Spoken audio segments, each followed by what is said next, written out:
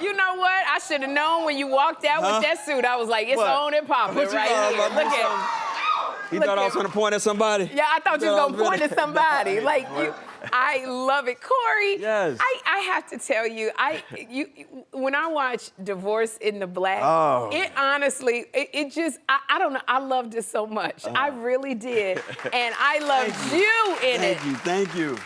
And I remember they had the after party after we went to the premiere of it, and they had the after party, and I saw you. Did you have a good time? I had an amazing time. Oh, wow, look at us. We was jamming. Wow. I had the time of my life, like I said. Shout out to Tyler Perry just for giving me the great opportunity. Shout out to Tyler Perry. I mean, I had so much fun shooting that movie. My sister Megan Good, she told him about me, and that's how I got the job. And he called me, and I always say the call, and he was like, Cory, it's Tyler Perry. And that's the call. That was the call. I love how you do Tyler's voice when you do it. I know. I hope he ain't mad at me for doing it like that. But. No, you know, it is so because when I call Tyler, I go, Tyler, you love me? He goes, yes, Sherri, I love you. You know, so it's that deep voice. But this is what I love because I see you in so many things, Cory. But to see the range and the levels that you played in Divorce in the Black, you scared the hell out of me. I'm going to tell you. Like, you was scary as all get up. I scared myself when I watched the movie.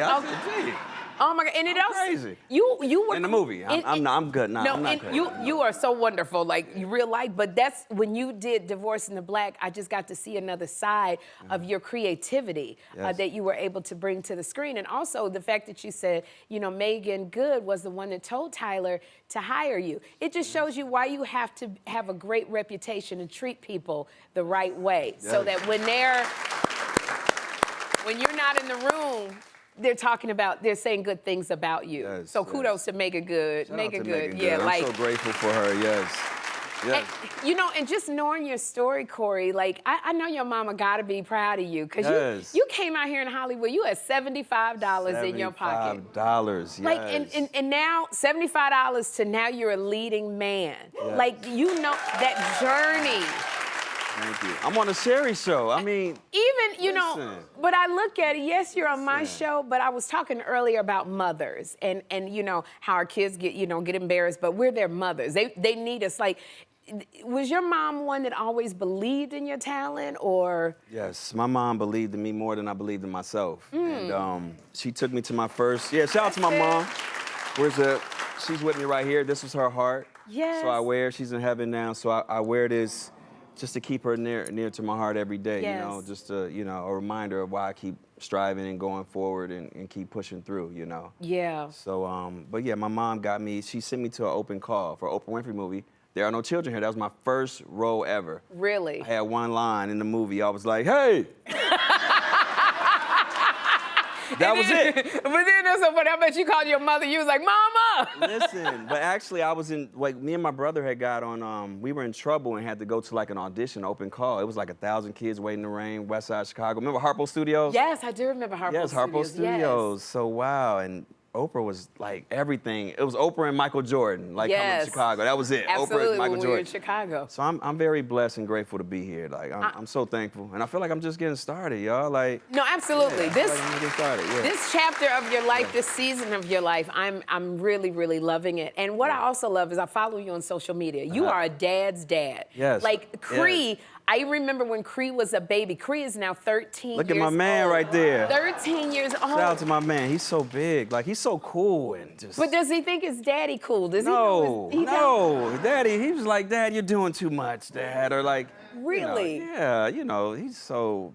My son, he's the best. He loves flying planes. Like, he loves planes and... You know, he's into technology, so he's a really good kid. Loves basketball, so... So you at all the practices? I go to all of them. I don't miss nothing. And my daughter Cairo's in track now. Cairo's in track? Yes, my daughter. That's my baby, Cairo. Okay. Yes. Let me tell you. That's my baby. Did she just start track? She just started. Okay, let me tell you about track. You're going to be at track meets all day long. Them track meets. Track meets like 37 hours in a day. 37 hours. God bless you. Now, and I know Cairo's a daddy's girl. Yes, that's my baby right there. Yeah. Yes, that's my baby. I just love it because, you know, you just, you know, when you... Yeah. Come on, y'all. Y'all going to make me share one on here. You know, look, y'all, my kid's my inspiration. That's why I do what I do. And that's what gives me the strength every day. That's like to push through, like my kids. You know what, Cree? Yeah, it's my kids right there. I'm sorry, I said Cree, but Cory, you know, I love, how are you navigating this life now? You're a single father and keeping it, you know, positive with the kids. How you doing this? Just love. Everything starts and ends with love, you know? Yeah. And we a family, you know what I'm saying? We a family. No matter what people say, I block out the noise. At least I block out all the noise. And, you know, my kids is gonna live to see all this one day, like all these, whatever. And it's just kind of like, I gotta make sure that I'm representing for them, like always. No, you've been very, very private about your separation and divorce from your wife, Tia Mowry. But what I love is like, it's never, there's not drama surrounding you. What would you tell people who are going through the same thing that you went through about how to stay in that lane of no drama, trying to keep it together for the family, for the kids? You said it, the kids. It's like the kids is like, if you really love your children, you won't get involved in the noise or the mess. And I make sure that I always think about them first. I put myself last.